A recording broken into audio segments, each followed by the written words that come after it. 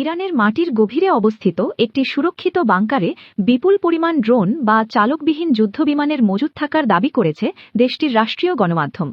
ঘনিষ্ঠ সংবাদ সংস্থা ফার্স নিউজ এজেন্সি এই চাঞ্চল্যকর ভিডিওটি প্রকাশ করে। ফার্স নিউজ প্রকাশিত ফুটেজে দেখা যায় একটি বিশাল আন্ডারগ্রাউন্ড টানেলে সারি সারি ড্রোন রকেট লঞ্চারের ওপর বসানো রয়েছে।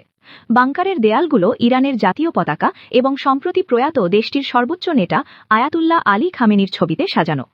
ভিডিওতে ড্রোনের এই বিশাল সম্ভারকে ইরানের সামরিক শক্তির অন্যতম স্তম্ভ হিসাবে তুলে ধরা হয়েছে। প্রতিরক্ষা বিশ্লেষকদের মতে যুক্তরাষ্ট্র ও ইসরায়েলের সাম্প্রতিক হামলার পর এই ভিডিও প্রকাশ করার মাধ্যমে ইরান বিশ্বকে তাদের পাল্টা আঘাত হানার সক্ষমতা দেখাতে চাইছে। বিশেষ করে খামেনির মৃত্যুর পর নেতৃত্বের এই সংকটময় মুহূর্তে সামরিক বাহিনীর মনোবল চাঙ্গা রাখা এবং বাইরের শত্রুর জন্য সতর্কবার্তা হিসাবে এই ভিডিওকে দেখা হচ্ছে।